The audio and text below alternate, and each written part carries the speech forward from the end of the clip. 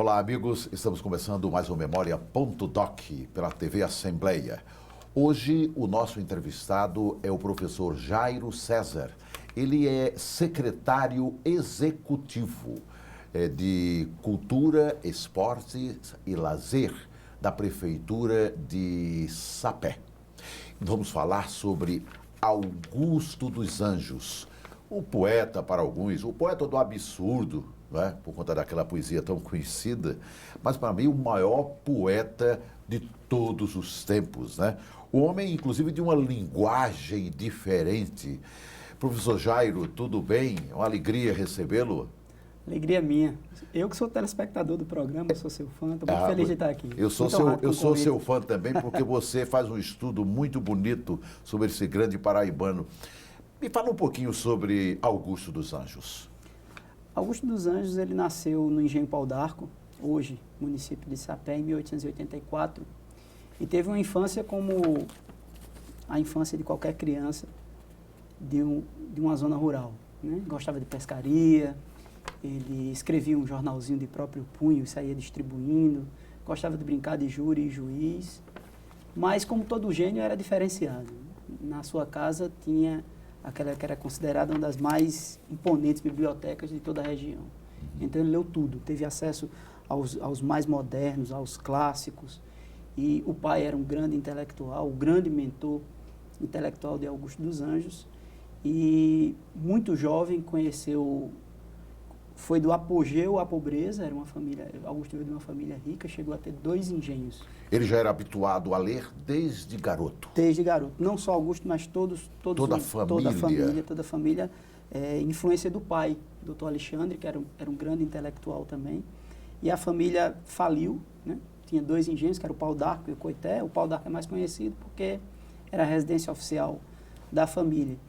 E perdeu os engenhos, ficou pobre. E aí veio para João Pessoa, né? Foi professor do Liceu Paraibano. E aí, em 1910, quando ele conclui o livro Eu, o único livro que ele escreveu, inclusive, ele vai ao Rio de Janeiro para fazer o lançamento do livro. E do Rio sofre muito, é um retirante nordestino, como tantos outros. E aí vai passar os últimos anos de sua vida na cidade mineira de Leopoldina, que foi a cidade que o acolheu com carinho, com fraternidade. Tanto que a cidade lá o reverencia mais do que nós paraibanos. Não tenha dúvidas, não tenha dúvidas. Houve, nos anos 70, anos 80, um movimento para trazer os restos mortais de Augusto para cá, e eu sou radicalmente contra. Exatamente. Mesmo como secretário executivo de Cultura de Sapé, eu sou contra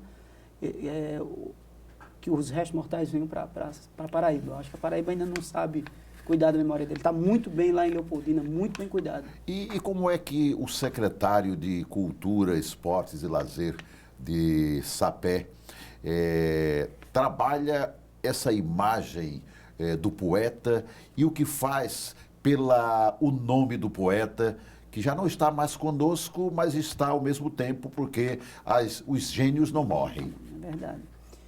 É engraçado, porque em Sapé quase tudo é Augusto dos Anjos. Da Câmara Municipal a um grêmio de futebol de mesa. Praças. Tem a Praça Augusto dos Anjos, mas Augusto é um ilustre e desconhecido conterrâneo. Existe uma distância muito grande das pessoas para com Augusto. E, em alguns casos, até uma certa repulsa. E como você consegue, o que é que você está fazendo você diz que há uma distância, para diminuir essa quilometragem do povo para a história do Augusto? Nós criamos um programa de incentivo à leitura literária na escola, que é o PILE.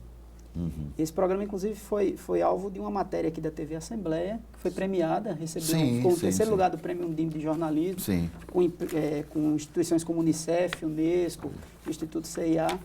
E esse programa, ele incentiva a leitura literária na escola, sobretudo de autores paraibanos ou radicados na Paraíba, da produção literária.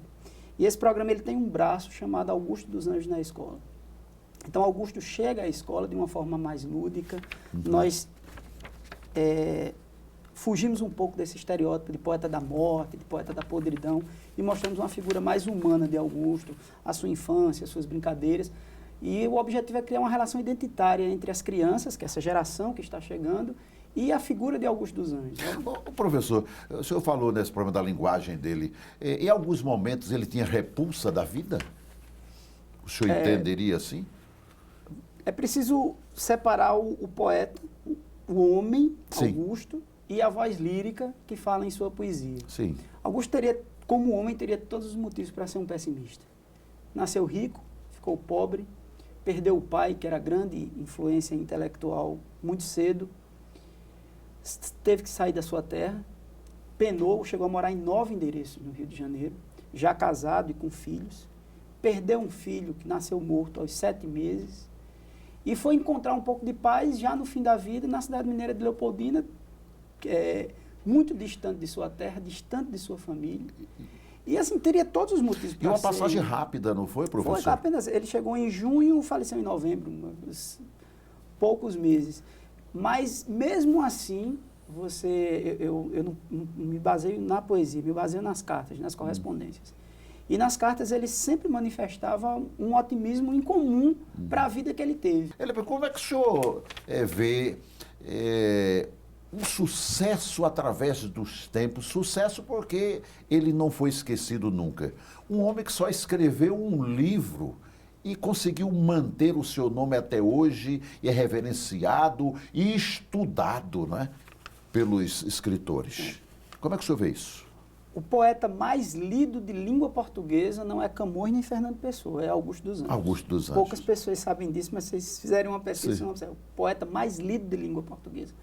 Morreu com 30 anos, escreveu um livro só. Essa é uma pergunta muito inteligente e não tão simples de responder. Eu tenho uma teoria. Apesar de trazer um vocabulário hermético, fechado, com palavras que você não encontra nem no dicionário, as imagens da poesia de Augusto dos Anjos são muito concretas. A matéria-prima da sua poesia é o cotidiano, é a vida do dia a dia. Então, na poesia de Augusto dos Anjos... As dificuldades que ele encontrava. Exatamente. As imagens, ele usa vinagre, ele usa sapo, ele usa lagartixa. Tem um verso dele que diz assim: por que há de haver aqui tantos enterros? Lá no engenho também a morte é ingrata. Ao maldito carbúnculo que mata a sociedade infante dos bezerros. O carbúnculo é uma doença que, se você for no interior e perguntar o que é, que eles chamam de cabrunco até, eles têm uma corruptelazinha, todo mundo sabe o que é. Então, a morte, que é um tema comum, é um tema universal, talvez seja o único tema universal, a morte, ela para nós é uma abstração. Sim. Todos nós sabemos que vamos morrer. E nós vamos continuar tocando desse assunto daqui a pouquinho, depois de alguns segundos. Voltamos já já.